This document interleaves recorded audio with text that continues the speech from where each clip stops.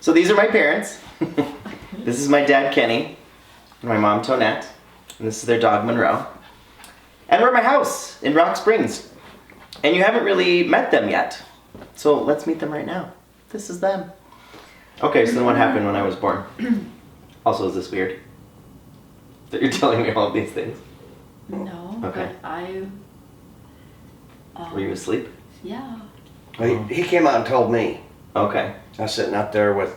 You weren't in the room? No, I mean, after you were born, she was still under anesthesia. Oh, but you couldn't go in while they No, did Not the back C-section? then. not that. Oh, okay. So he came out and told me that there was something wrong. Oh, okay. I says, no, we got some problems. And he showed me and he didn't exactly tell me what then. So he took you back in, Mom, because I think she was awake then. Mm. Could you like physically see that was something wrong? Yes. What he did it showed look me. like? Your legs were wet together and you had no backbone. Oh, He rolled you over and I could see it. oh, Your Tailbone. tailbone wasn't Tailbone, connected yeah. to your backbone. oh, okay, That's all. okay. Which is why I still have that little, Yes. a little bone that sticks out. Yes. So we took you to the University of Utah. Oh, right. And then Dr. Coleman, which was the head surgeon at the Shriners, Mhm. said, you should go to the Shriners. Oh, okay. Tell that story. Right, that's right. Tell that story, Mom. Of I can't remember how old it was, like 3 months or something. When we went to the University of Utah. Do you know which one I'm talking about? Where you had to leave. Back in those days, they didn't let you stay at the hospital with your babies. Mm-hmm. And yeah, that's right. They were doing tests on you, and we had to leave. Yeah, that was very hard. Yeah.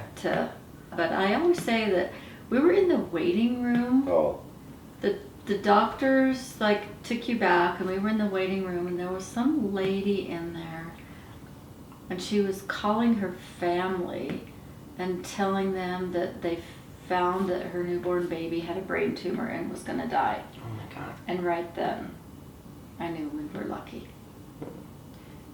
That's nice. Right off the bat. Wow. Yep. Okay. So then they have the test, and then is it then they figured out like? Yes. They did. They did like genetic testing and to figure out if what caused it, and they were like it was nothing that you did or didn't do when you were pregnant, nothing that you did or didn't do before. Earlier in your life, Yeah. yeah, They were like it's one of those things that just happened. Mm-hmm. And then what was it like working with the doctors and deciding like what to do?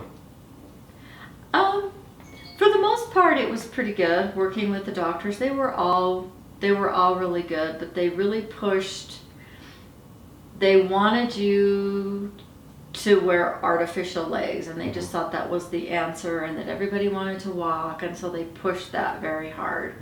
I remember reading my medical records. Once I turned 18, I could send for them, and I did. And I remember the doctors didn't necessarily like you very much, and they kind of liked Dad, but you were mentioned in particular that they didn't like you. Talk about like your importance of like being a mother and not just accepting for what people say. Well, I think it's because when it's your kids, I mean, here you are, here's this doctor that has all this education and all this experience, and you're putting your life in their hands, and I respected what they had to say, but I didn't always agree. And sometimes they wanted us to do things, just like take for instance, and I think a lot of this stemmed from, I finally just said, we're done with the prosthetics. He doesn't want them anymore, and that frustrated that one doctor. And he thought that I was wrong in thinking that, and he kept pushing and pushing and pushing, and he was angry at that. I think that was why he was angry. And he wrote something in there about, I can't remember what he wrote about me, but that he felt I was wrong. But that's when I told myself, just because they're the doctor does not mean that they know what's right for us and what will work for us. That might be what they think is best, but I didn't think it was the best thing for us. they have So- things on paper, but they don't live with you.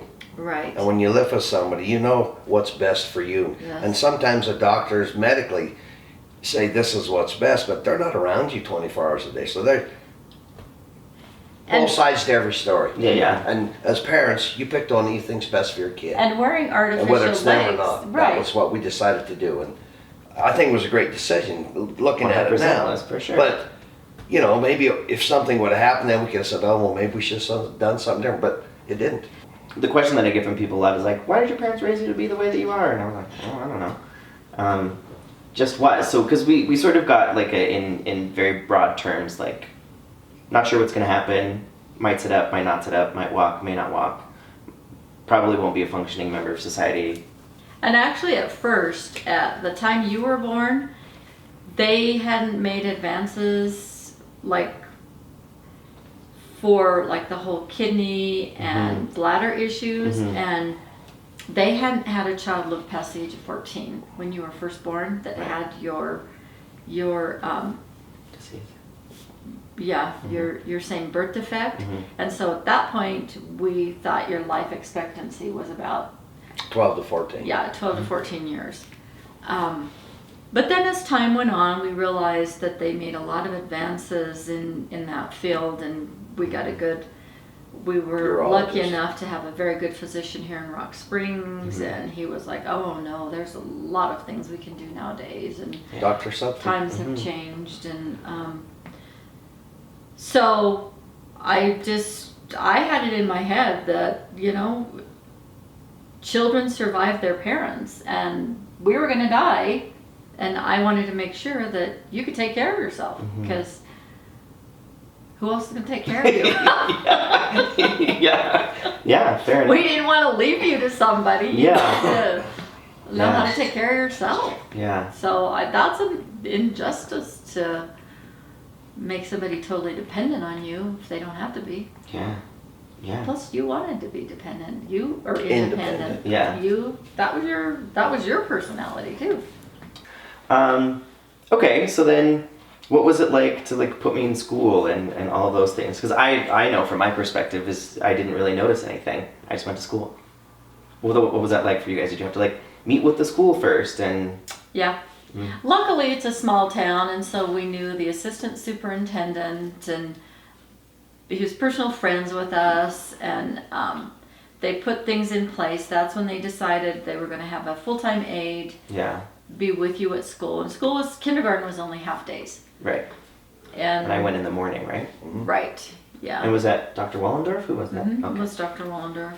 And so they just made arrangements for that full-time aide, and we went and talked to them and told them what your needs were, made sure that she knew everything she needed to do to take care of you, and we knew your kindergarten teacher. She was a wonderful woman. That was Paul. Yeah. She still comments on my Facebook, actually. Yeah. Of course, it's very hard. All parents have a hard time. Well, I think all parents have a hard time, like, you know, when their kids go to school. But yeah. I was scared. I wasn't. I'm serious. Why weren't you scared, Dad? Just because. Because why? I knew he's going to make it. There's no sense. Everybody has to go to school and learn. Well, I knew he was going to make it. I wasn't sad that you were there. going. I was happy that you went. I was happy that you're going to first or kindergarten. And You were more very kids. excited to go to school. You were wound up. That was a good thing. You wanted to go to school so bad. Now that I think about it. And then Annie was born when you were 4. Yeah. Which you were mad for a long time about that. Tell that story. Why? He still is. No. You're going to meet my sister in another video, and we'll get it all into that. But you can. He was the only child. He got all the attention. He got everything he wanted, and he was. I was also the first grandchild too. Yes, and he was the center of everybody's attention, and he was basically spoiled rotten. Oh yeah, and so then when we were going to have another, we were going to have another baby. He didn't want to have another one, and he wanted to name her Pinhead. I did. And he was mad we wouldn't name her Pinhead. What was that like, having like me with a disability and then Annie who doesn't have a disability? Well, some of the hardest parts were, again, it was in the 80s, and they didn't have those cool strollers like they have now. Yeah. they didn't have Suburban on like wheels. double strollers, and so I had 2 little kids that I had to carry both of them. So that was like my biggest challenge. That Really? seems kind of silly, but yeah, like when we would go anywhere, we'd go to the store, we'd go get groceries, we'd go to the mall, to pack you guys in and out, and I'd have to like have one in each arm and hurry and run and throw one of you in the cart. And, Shoot. it was awful. Oh gosh. Yeah. What else? Anything else that you are? Are we missing anything? I can't think. No, you wipe your butt the same as everybody else. We love you. The end.